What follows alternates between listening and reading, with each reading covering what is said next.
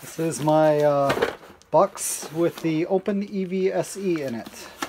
We are going to assemble it today. So here we are opening it. Yes, I'm using a bread tie to cut that, whatever. So, let's get in here.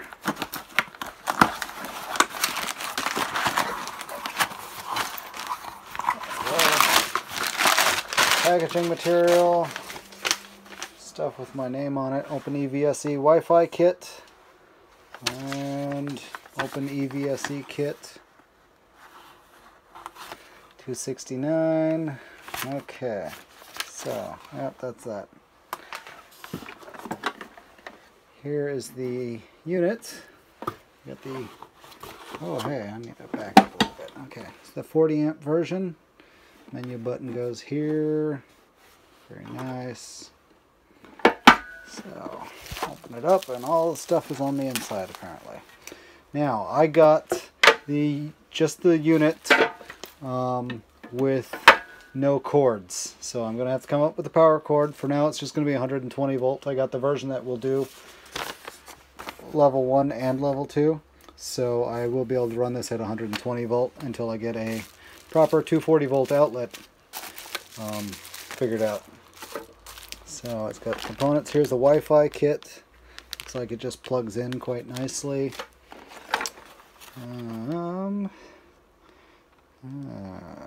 Coil, 12 volt DC. This is probably a contactor. Oh yes, yes, that does look like a contactor. Arr. Ooh, big and mean looking. Check that out. Big old stuff in here. Components. Oh yeah, see? Goes click, click. Very nice. Okay. Here's one of the coils. This is probably the ammeter, because this is the other coil and this looks like the GFCI coil that I've seen online. It's a 4-wire. Yep. So, ground bus bar. Okay. Got 2 glands. Appear to both be the same size. And there's the box of screws hit the floor. Okay, or not box, but it's a bag of screws. Here's the menu button, and I believe it lights up too. No, there's only 2 wires going to it. I don't see how it would light up, but whatever. Here's the window for the LCD and mounting hardware to use it. Couple of nice wires with spade terminals. Not sure what those go to. I haven't downloaded the instructions yet. Lugs. These, I'll probably have to take these to work to crimp them. We've got a great big crimper there at work, but I do not have one here at home that'll do these. That is shake the camera. This is pretty big. Some more hardware. Short piece of black wire. See what the instructions say to do with that. Here's the, looks like we've got the nice back plate that goes inside here. UL listed enclosure. I don't think that makes the whole unit UL listed, but it's a nice start. Okay. Now, isn't there supposed to be a seal here? I don't see a seal anywhere in this kit. So, I don't think it will be watertight until there's a seal in it. I may have to email and ask. Maybe it got missed. Maybe I'm missing it. I don't know. And into the box. That's everything in the box. So, cool. Now, to download the instructions so I can start assembling this thing. I've gone to the Open EVSE website and pulled up their guide. They actually seem to have redesigned their website since the day I purchased this thing, so that's kind of nice. The new design is pretty handy, or easy to work with. So here's the instructions. I have not reviewed this, so here we go. Says we need crimper for 6-gauge lug, Phillips screwdrivers, 1 and 0. I've got some of those. Needle nose pliers. I got some of those somewhere around here. Okay, so step 1. Enclosure lid polycarbonate. Place 4 foam washers on 4 1/2-inch wide head screws. Flip lid upside down and stack. Okay. Looks like they had meant to seal this, but it wasn't sealed. Hopefully everything's still in it. Okay, 4 foam washers, and here are the 4 screws.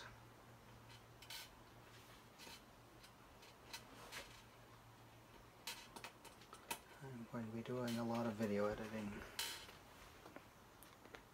Okay. Okay, so these plastic pieces, as you can see in here, they're not blue. This is some protective film that's on here. I'm going to have to fight with my fingernails to get it off.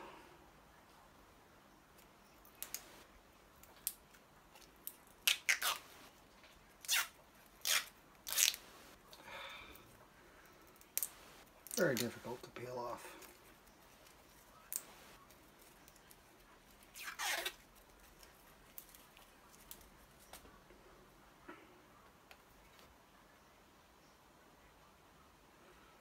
So it's not a clear window until we get this stuff off.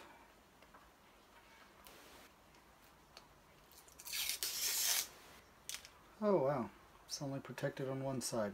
How quaint. Oh no, it's clear on this side. Okay.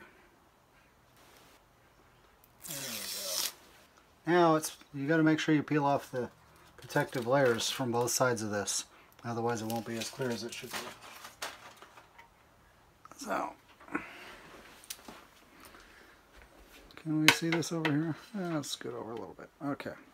So we'll set that down over the holes. And we set this one down. These, probably should put these through first. It would make things easier. You know that trick they taught you in school? It's like read all of the instructions before starting on step 1, rather than start on step 1 and find out that step 3 says to skip step 1. Okay, there we go. I'm just going to set this stuff down over it.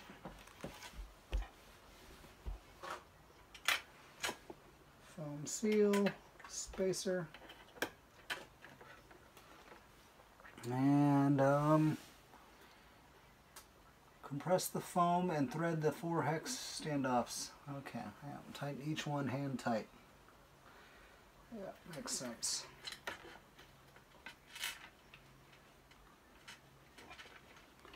Wow, this is just barely long enough screws.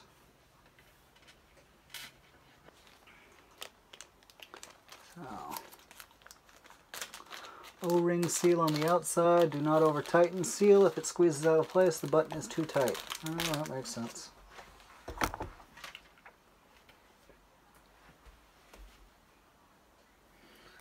so O-ring going to go down here. Got a little nut on here. Let's spin the nut off. Stick that in through the hole. Ta-da! Now we have a button. I'm going to put the O-ring back.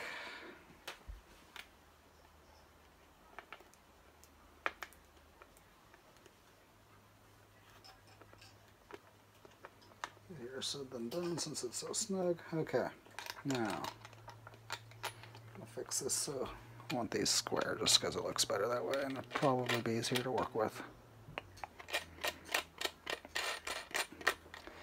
Okay, snug it down.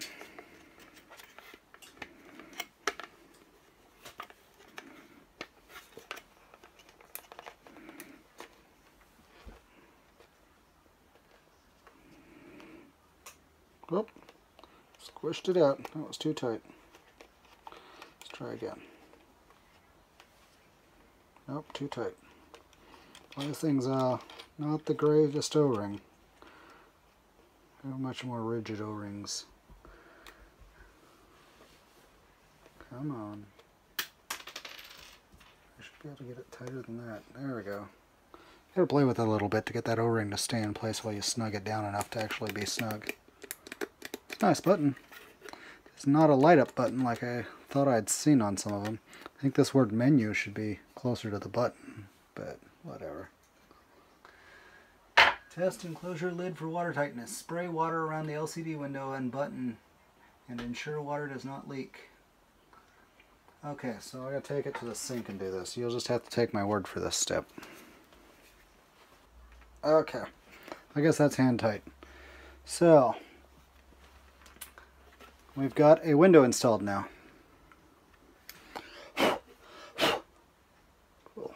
We can keep that dust free while we assemble it. That'd be even better. Now we need to mount the LCD to the enclosure. Okay, this is the LCD here. Nice and well packed so it doesn't break on the way here.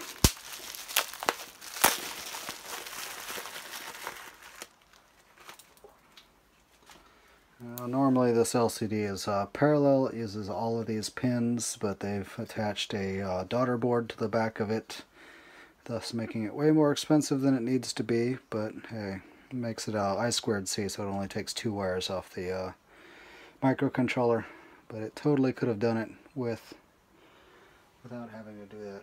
It's got a battery backup here, and no battery in it, so I guess that's not needed. I don't know. Oh, it's got a real-time clock on it. DS3231. Okay, this screen's got a protective plastic on it. We're going to want to remove that too. Probably not the best lighting I got set up here. I got light in front of the camera rather than behind it, but that's the way my house is set up, so. Using 4 5/16 inch wide head screws, mount LCD module to the lid. So that's going to be these. I don't think I need to measure the heads to confirm that they're 5/16 inch wide. There we are. We've set that.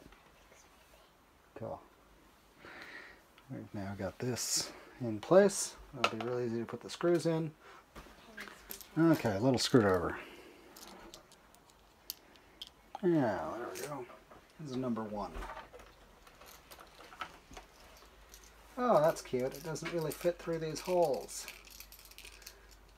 That's not cool.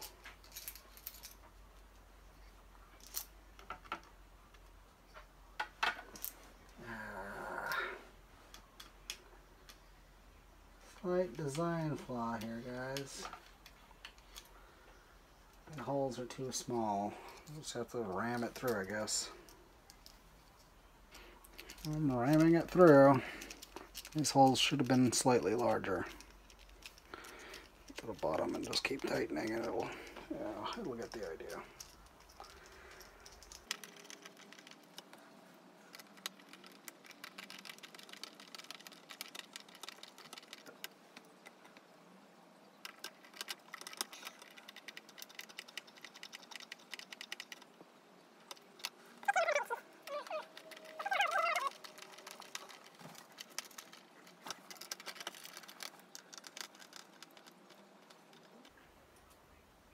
Strip wires about 1/2 inch, fold in half stripped wire and screw into switch screw lugs. Boy, that's a really piss poor instruction. Strip what wires? About 1/2 inch, fold in half stripped wire. So I'm thinking it's talking about this, but it's really, what a crappy instruction. Strip wires. You know, this thing came with a lot of wires. Strip what wires? Okay, so the switch looks like it goes into this module.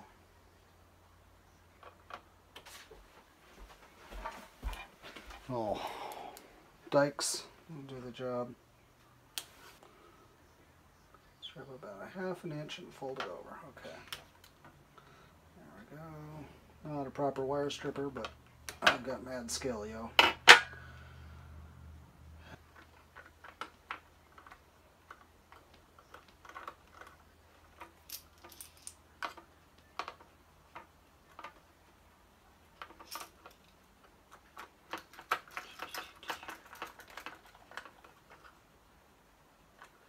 Since the switch is just barely tight at all, it wants to turn while I'm doing this.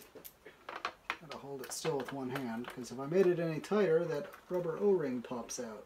Because it's a really crappy rubber O-ring.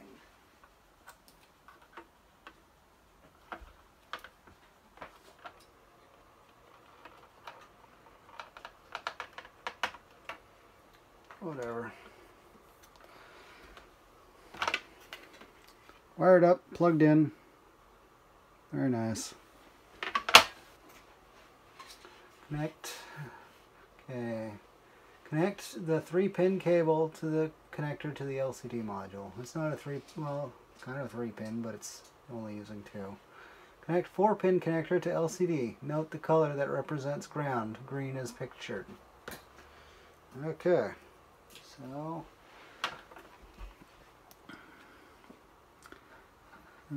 lighting sucks, but this pin is being marked as ground, so we'll put green to ground. Ta-da! Slides right on. Guess the lid's done for now. An LCD in there. A bit of water on the face. Cool. Step 3, mount components to plate. So we're going to want the plate out of here.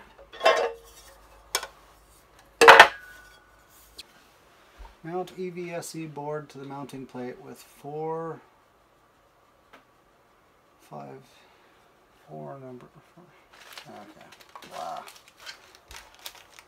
Screws, nylon spacers, and lock nuts on the back side of the plate. Okay, so coming down from the top, we want screws that are long enough. Got it. 5/8 inch.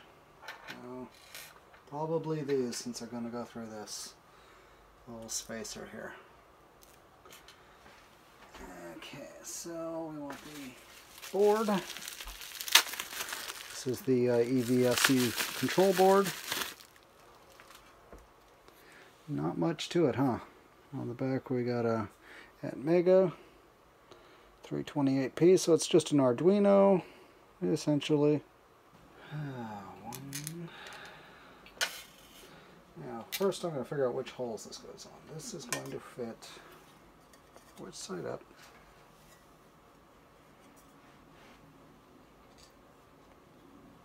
Okay, we got those 2 screw holes for the ground.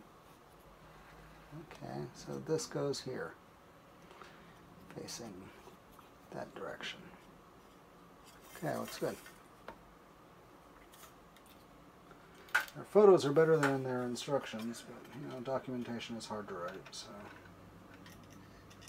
Okay, well, all 4 screws are through now. I'm going to put nuts on them. I'm going to hold it sideways so they don't fall out on me. At least that's the theory here.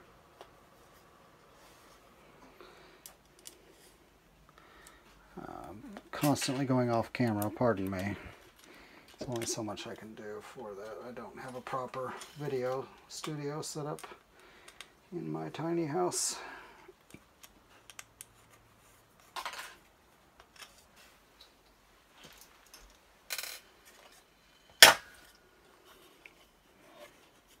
Okay.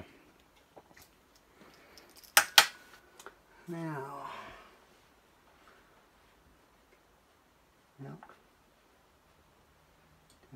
mount ground bar block to the mounting plate using the same screws and lock nuts. Ground bar.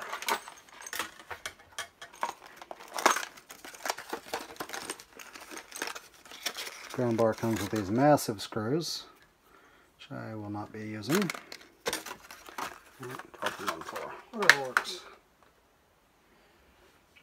Oh. Yes, according to the picture, I get 1 green and then 1 of the bolts. And it looks like I put the lock nuts on top. Probably because these holes are so big, it would fall through any other way. Good grief. Need washers. Washers are your friend. Yeah, these screw heads would go right through these because they didn't include washers. And the screws aren't long enough to have washers anyways. Okay, I'm going to tighten these now for the ground bar.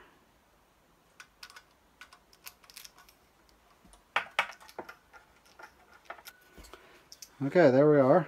It's tightened down.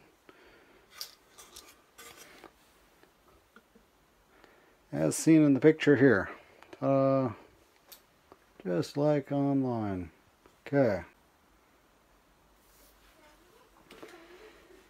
The contactor, the ground plate, and the brains have been attached now.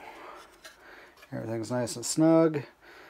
Figured I'd go over this contactor real quick. It's Struthers and Dunn, and 50 amps at 240 volts.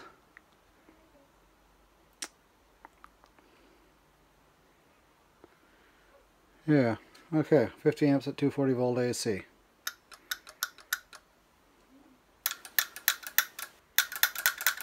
Cool.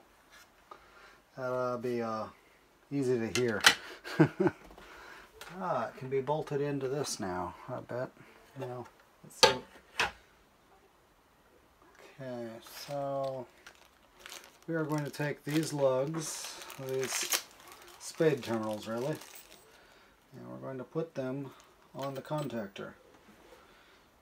I'm going to need a proper Phillips head screwdriver to do this.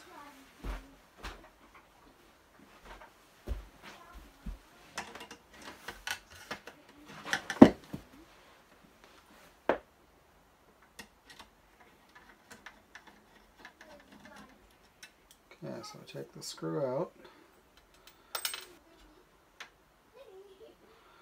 and we're going to put it back in. See, we've got this spade terminal, so we can slide the wires on. And I'm just gonna, let's get this on camera so we can see what I'm doing. There we go.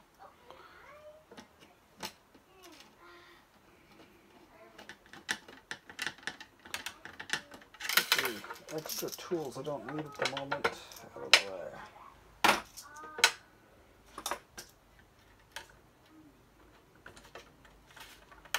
Okay, there's that one. Now we're going to do the same on the other side. These are the DC connections to trigger the contactor. 12 volt DC to turn on the power.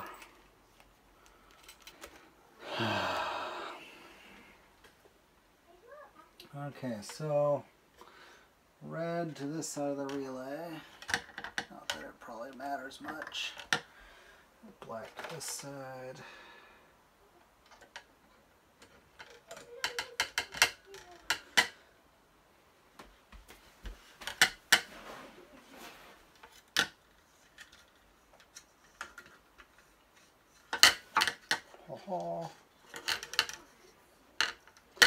So just me being fancy, I don't want these wires running around these contactors here. These are the low voltage wires. I don't want them running around these contactors here.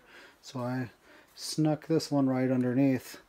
Comes right through and pops out over here where it needs to be. A little bit tidier wiring.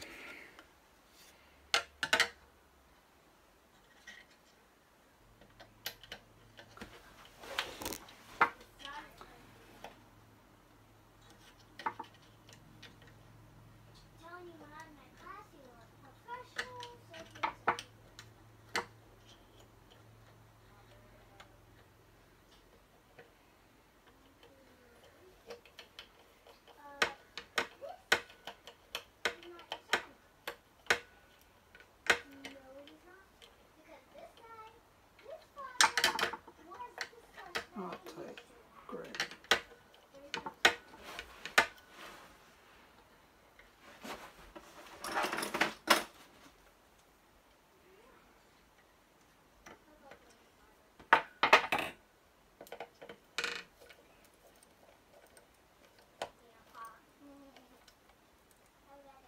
Making these kind of terminals.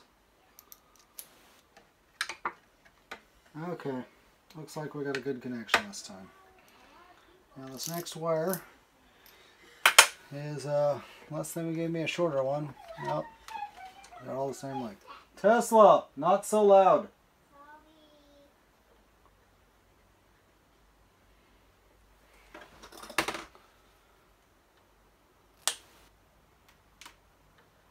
shorten this one. The wire will no longer be tinned, but I think it'll be okay.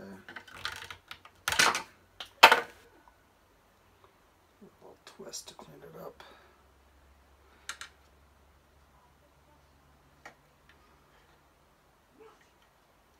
I think it's tight now. These terminal blocks are just such junk. Okay.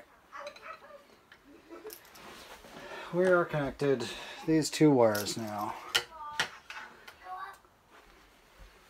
Okay, so another red wire. This red wire goes here, and then we've got a black wire that goes on the other side.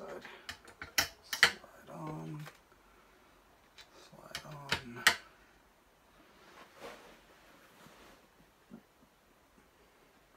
I do not like having these wires strewn about this moving parts, but this one is not long enough to route it much better. Loop it under that one. Okay, so this one goes to AC line.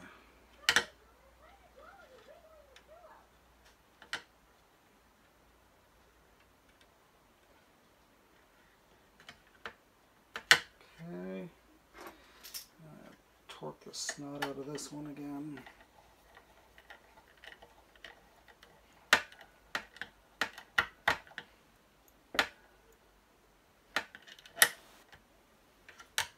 Good, it's in there. Very good.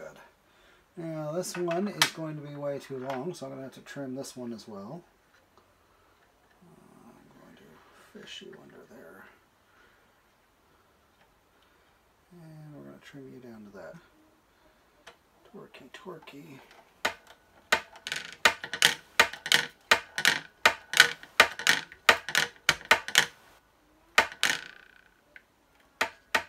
Okay, and it's in there.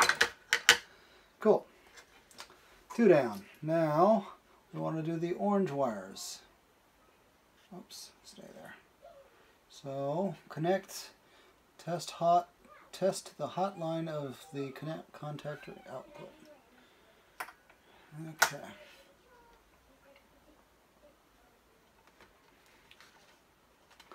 Another red and another black. Black goes down here. And the red goes here.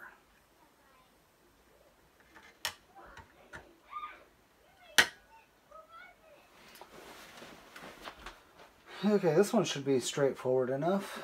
They're too long again, so I'm going to have to shorten them again, but so much for them coming with a nice tin tips, it's just too long.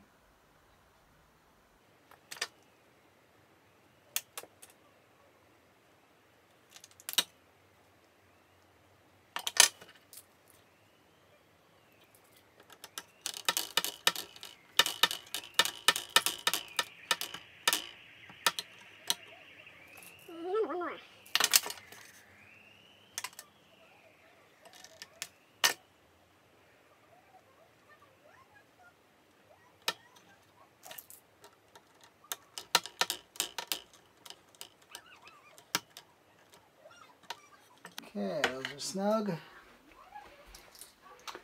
And we've got green connection. Connect the ground wire from the ground block to the EVSE board. Oh, okay, so that's probably what this black wire is for. Apparently they couldn't give me a green wire to do it safely. They had to give me a black wire. This is supposed to be green. This frustrating.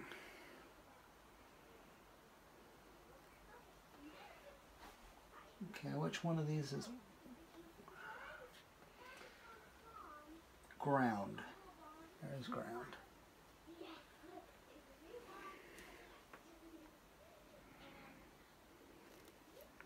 If I mention these instructions are less than ideal.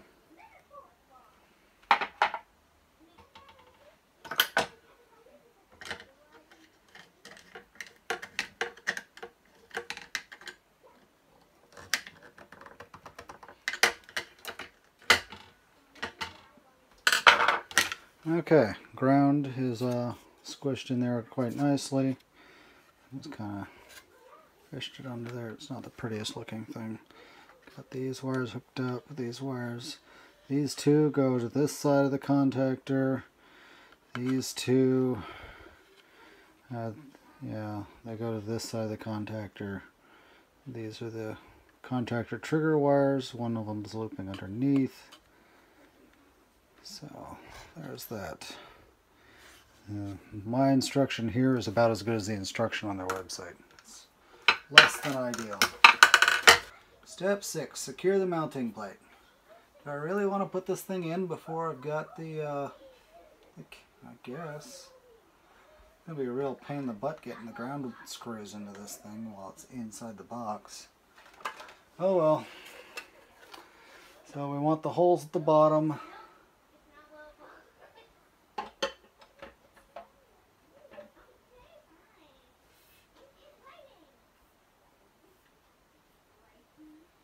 Install cable glands into the enclosure. If using a large gland for the input cable, use a step grill to enlarge the hole.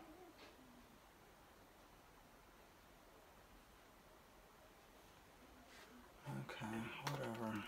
Are these the size that fit? Yes, okay. I was saying if I'm using a larger gland to make the hole bigger, but it seems to fit as it is, so I must have the small gland. Let's see if the gland fits my cable.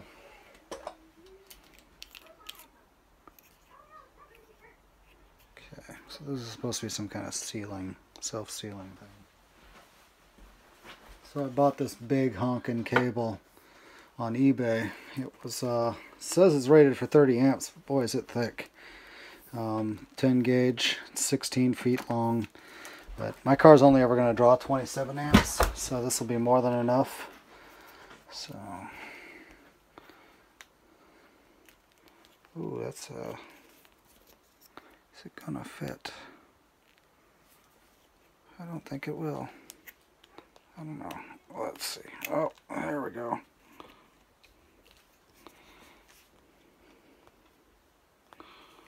Ooh-wee. Oh, it's got to squeeze into that. Boy, howdy. Okay. Let's go back. Gonna need quite a bit of this sticking through.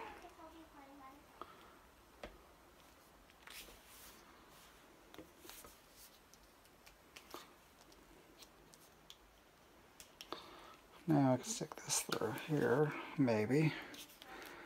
This is certainly the exact size that it needs to be. Okay, it fits backwards, so it should fit forwards too. There we go.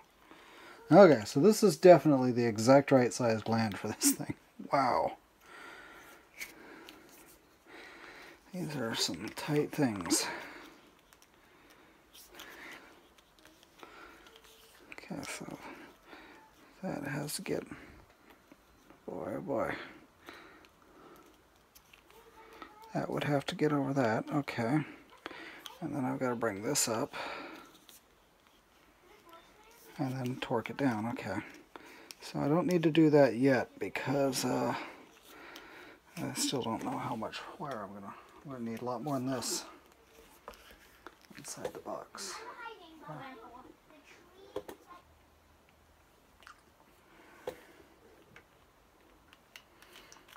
Take this off. And that's going to come through. The ground terminal is going to be over here. So I think that's about right. So now I can tighten the gland nut down.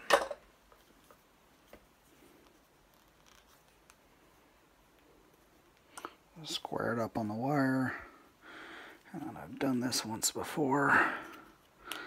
Come on. Okay.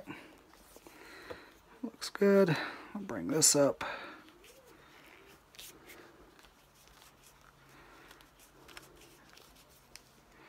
Okay, come on, tighten for me.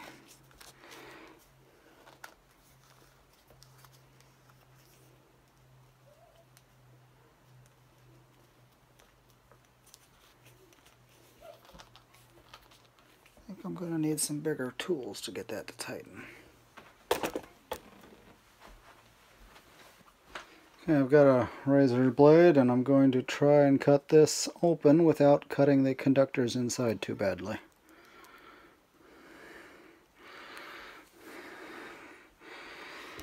Just work my way down it slowly, I guess.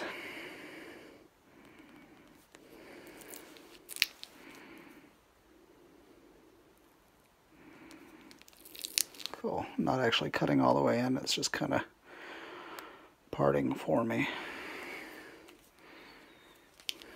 There we go. You can see I kind of have to break it open.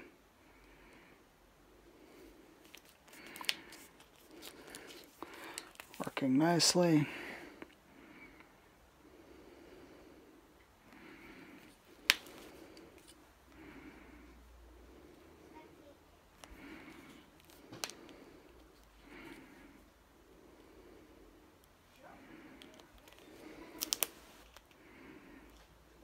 Making sure I don't cut too deep.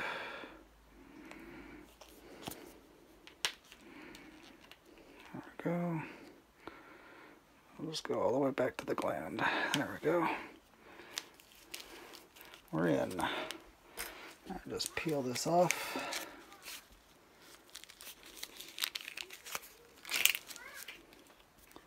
Ta-da! And now I can cut the rest of it off down here.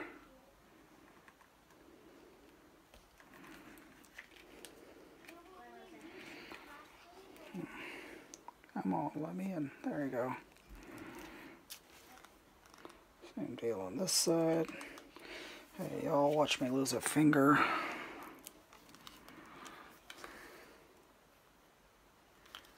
Ta-da! We're in.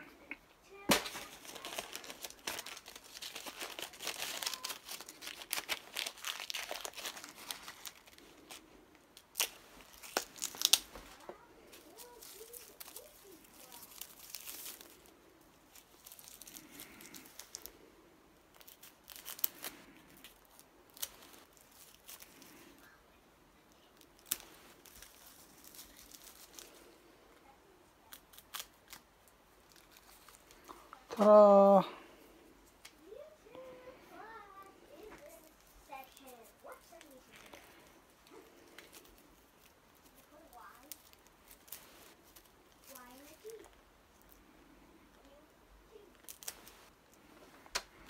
Okay, now we got all the conductors. We're going to have 2 legs of 240 and ground, and then this is the pilot wire. Very nice. So we can bolt this thing into the enclosure now.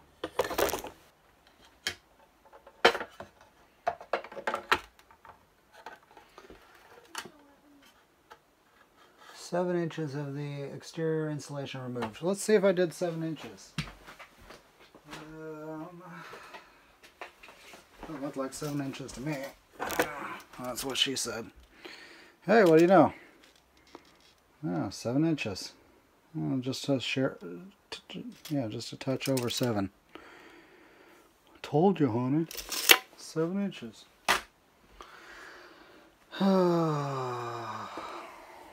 So we gotta bolt this down, I guess.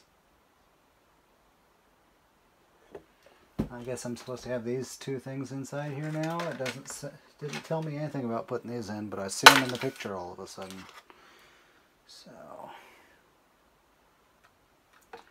these are going to go over here. I'm going to come past the moving parts that I don't want them coming past, but whatever. So let's bolt this thing down. Clearly I'm going to be using these coarse threaded bolts. Need to put the right size head back in here for these. So what I'm doing now is I'm bolting down the metal back plate into the enclosure. So there's a couple of screws. They go through holes on the edges. See, these little screws here are bolting it down. It looks like I got 6 screws total. So I'm just gonna do two at each end and 2 in the middle. And I will put the bulk of them near the contactor because that's the heavy part. Okay, but I don't have the ring terminal on the end of the cable yet, so this is the part where I've got to take the ring terminals, and I'm going to have to take the big cable to work, and I'm going to have to use the crimping tool to crimp these onto. Boy, those are big honking cables. These are only 10 gauge wires. I don't really need them that big.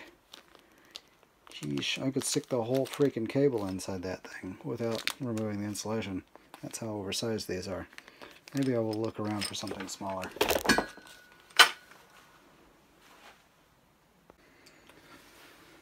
So this will be the end of today. I've got to take this to work and I'm going to crimp them on. I guess what I'm going to do is strip a little extra, and I will be able to just kind of fold it back and put two loops of it in there and crimp it down. I suppose that'll work.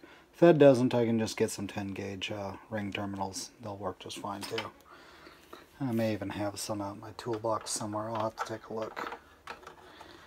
Anyways, so this comes in like this.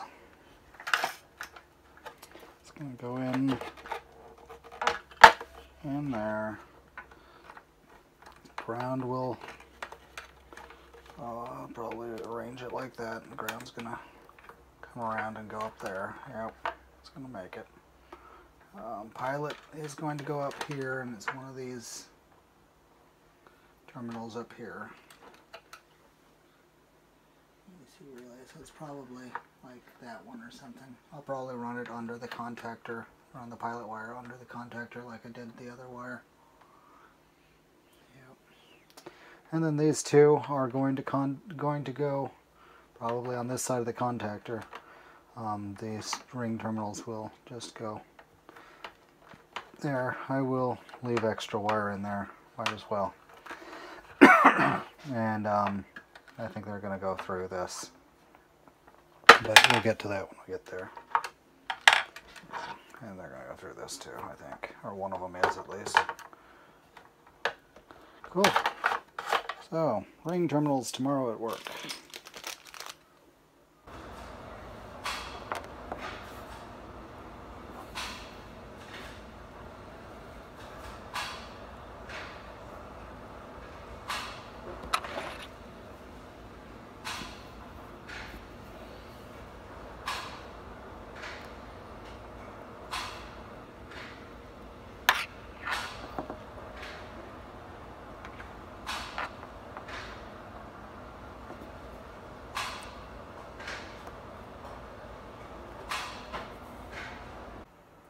We're back. Now the silent bit of video you saw was me at work, and I was sliding these on, and I did not record myself crimping these, but they're well crimped, good and snug. So now I need to feed this into here, I believe. And I'm going to put the O-ring on first because we want to keep the water out.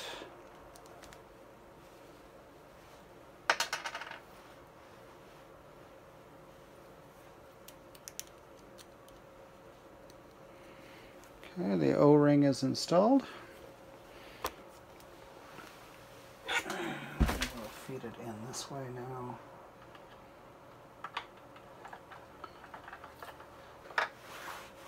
Okay, oops, if I'm blocking the view. Nut, okay. Slide that in. And we'll just torque this down now. Cool. So, let's see what the instructions say to do next. Stack the 7, mount the cable. Thread both lines through the ground fault coil, 4-pin. Thread both AC lines through the ground fault coil. So the ground fault coil is this one. One line, 2 lines through the ground fault coil. There we go. Okay, thread 1 AC line through the current measurement. Okay, so only one of these goes through the current measurement. I will thread the black one through.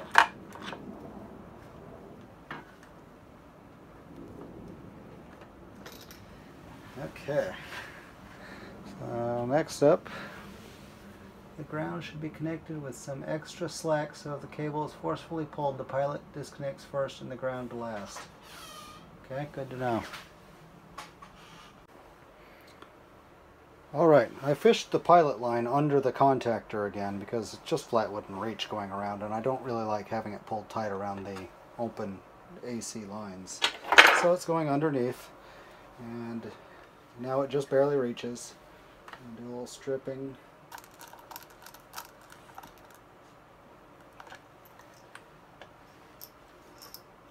Alright, that is the pilot line.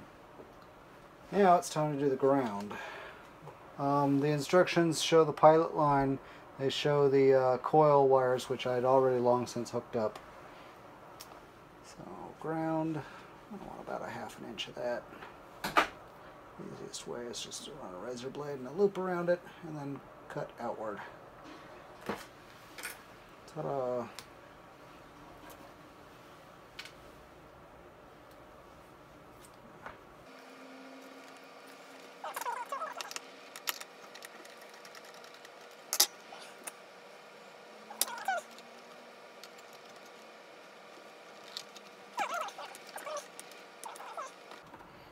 So you want some slack on the ground wire so that the pilot gets pulled off before the ground. I'd say my pilot was about as short as it could possibly be, so I don't have a problem there. Now, neat and tidy.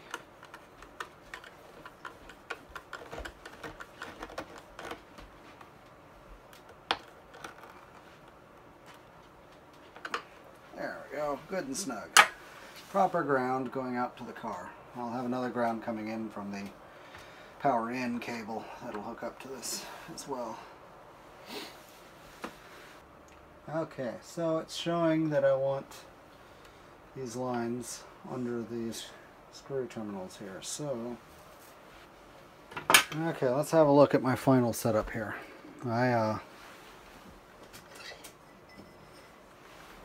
There's a little bit more light. Okay, so we've got the current sense lug on the white. I've got the GFCI, the 4-wire GFCI loop on both wires. Don't understand how that works. I'll have to Google the theory on that thing. But anyways, I've got the one leg going to this side and the other leg going to this side. They're under the terminals for these. Looped the wire as best I can. Yeah. So that's how that works. Ground is hooked up. Now I just have to bring power in. I think that's all that's left. We're back at it now. Let's see. Well, let's get this razor blade out under my wrist.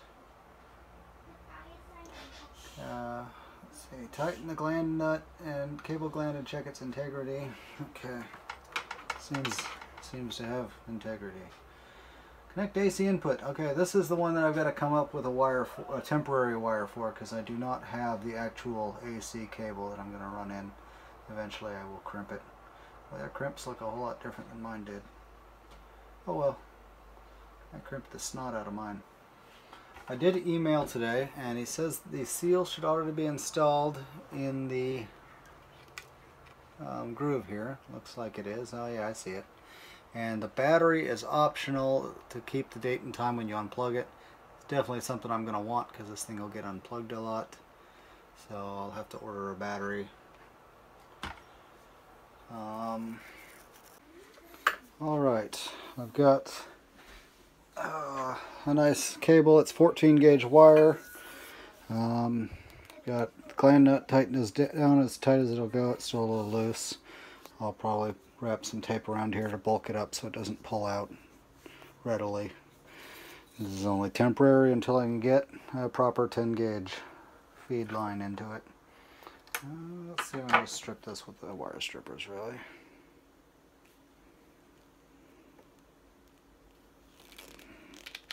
There we go. This power cord came off of an old power strip I had. and it was really, really old. This wire is not that great inside, but it's very temporary.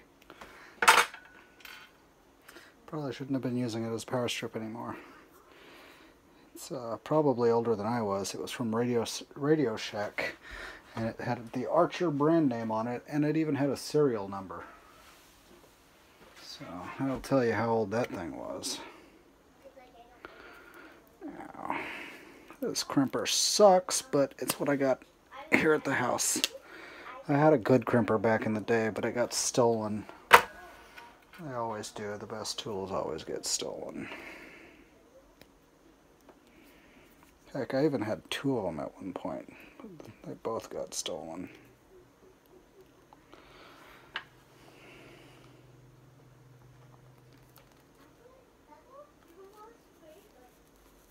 Okay. Well, that crimped well enough. Let's crimp it some more. I hate these kind of crimpers. They are such junk.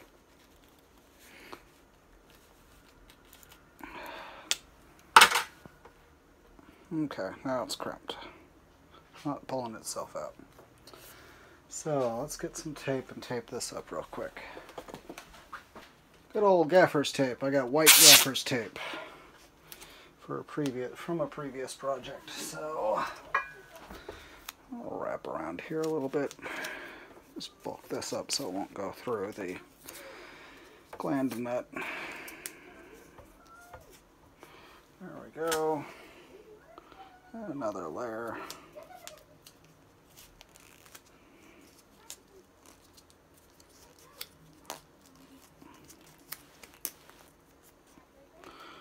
Okay, bring the gland nut up. Now stick the thick part in the gland section and just torque it down. Yes, that's doing the trick nicely.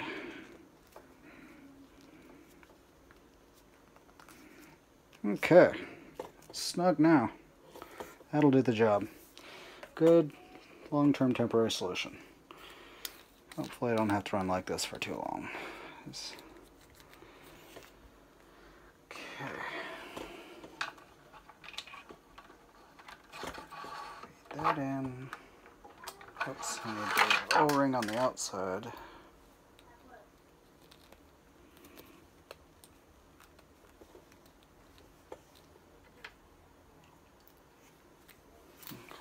Through the hole. Let's do this in the right order. Through the hole. On the wires.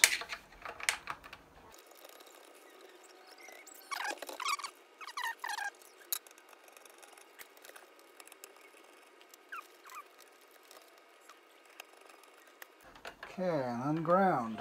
Ground can come into this closest ring, or this closest spot on the ground strip. We're going to do a little double up check on this, I think. So we shouldn't need to. So some ground wire.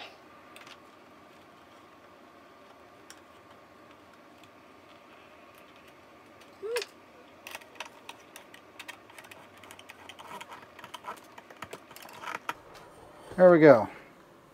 We've got the power coming in. I've got the white going to the white side and the black going to the black side. When it's 240 volt, this white will actually be essentially red, but it's the colors that the wire came with. It says to power it on and adjust the contrast. Why it couldn't have come from the factory, pre-adjusted, I don't know. So I gotta turn this thing on with live power right here and adjust this contrast. That's quaint. I'm gonna just close it and see if the contrast is okay to begin with. So I gotta turn this thing on with live power right here and adjust this contrast. That's quaint. I'm gonna just close it and see if the contrast is okay to begin with. Now we get to see if we see massive sparks when I plug this in and blow the power out of the house. Okay. Test disabled. Power on self-test.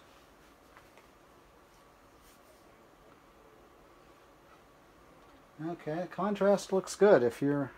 Yeah, I'm not going to screw with the contrast since it's so unsafe to do so. The contrast looks okay to me.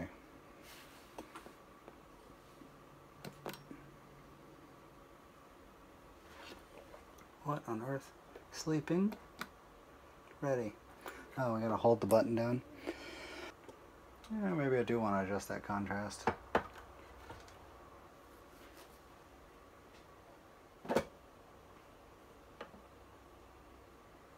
Oh yeah, that's way better. Okay, so I did need to adjust it. Way easier to read now. Glad I messed with that. Nice. I can set the current one step at a time. That's pretty neat. Oh, okay, so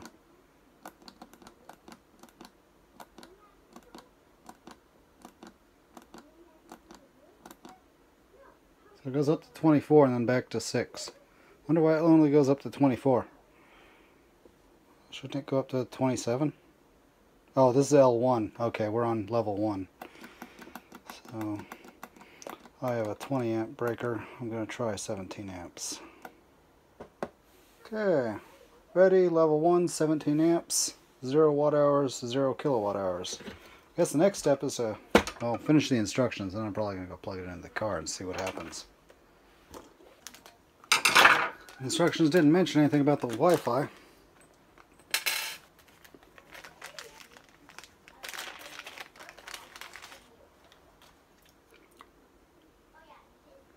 So this is an Adafruit ESP8266 module.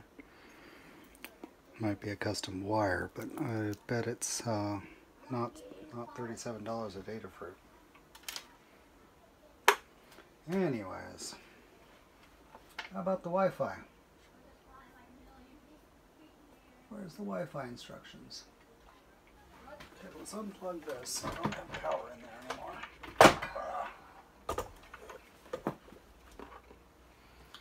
Okay, now we're going to do the Wi-Fi. The instructions for the Wi-Fi are in a separate spot. Connect the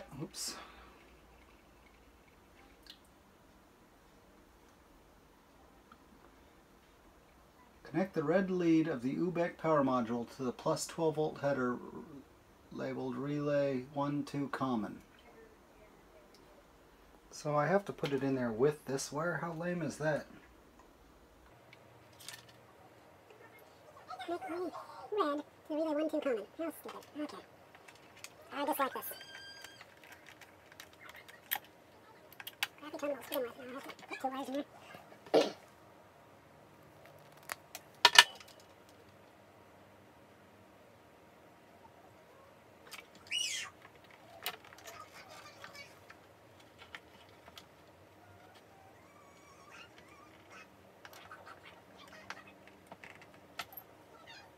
I can't get that many stinking wires into this hole.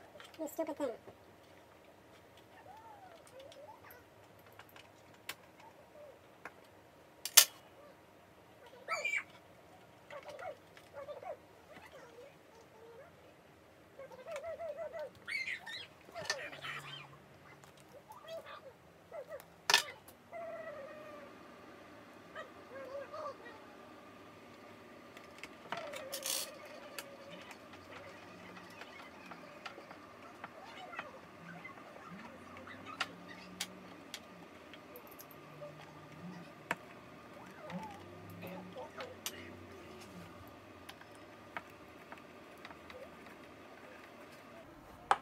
I greatly dislike this terminal block this thing comes with.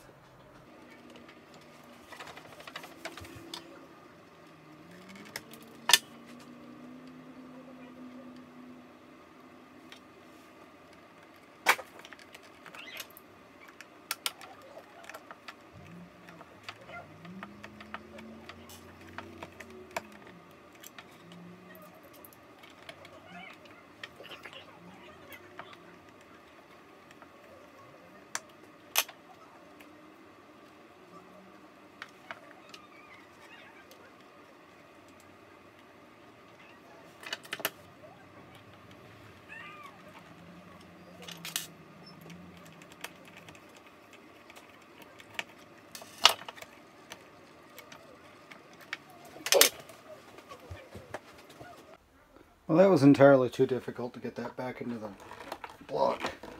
I ended up stripping the wire halfway up, connecting it there, and then just going back into the block with a single wire because I just could not do it any other way. That was less than ideal. Okay, it says hook the black to ground, so it's just going into the ground. Because I already know I can't share the ground spot there. Now, connect the power and data header 4 of 6 wires to the Wi-Fi module. Okay. One of these should be ground. Okay, the ground, and we got a black wire, so ground. Connect the power and data 4 of 6 pins 1 ground. Okay. Well, that's nice. They've got a right angle connector there, and I don't have one here. That would have been better, guys. Connect the data only header 2 of 6 wires to the board. Green to RX, yellow to TX. There's a header right here. Above the blue box is the one right next to this terminal. 6 pins. You just put it in with the green on the right. This one, got the black over here.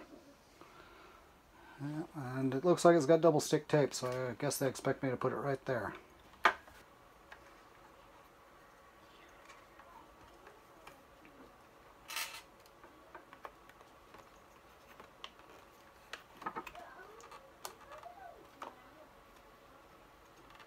Okay, it's mounted.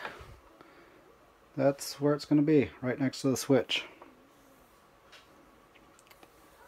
Alright. Okay, so step 1. Okay, so the rest of this is just a configuration. So it's done. It's ready to go plug into the car. I'm going to set up I'm going to spend a few minutes configuring the Wi-Fi, and then I'll take it outside and try it out. Alright, I've got the unit set up here on my porch. Just kind of got it set in place. It's got this nice hook on top, and since I plan to take this thing with me when I go on road trips, I might be using a 1450 plug. I want to keep it portable, so I'll probably just put a screw in here and hang it from there. For now, it's got a 120 volt cord on it, so we're going to plug it in. There we go. I have a 12 gauge extension cord, and here's the 14 gauge power cord I put on it. Okay. Power on self-test, auto detect service level 1. It's happy. Okay, now it says we're ready. So,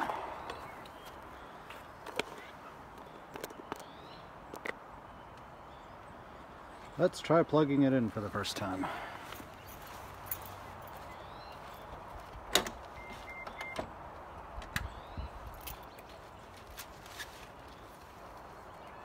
Thick, massive cord on this thing. It's alive!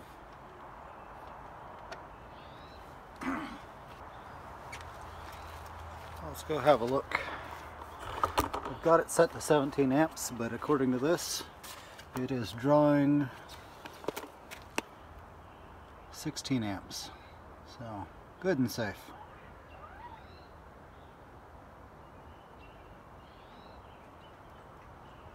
Cool. 15.8 amps is a lot better than the one that came with the car at only 12 amps.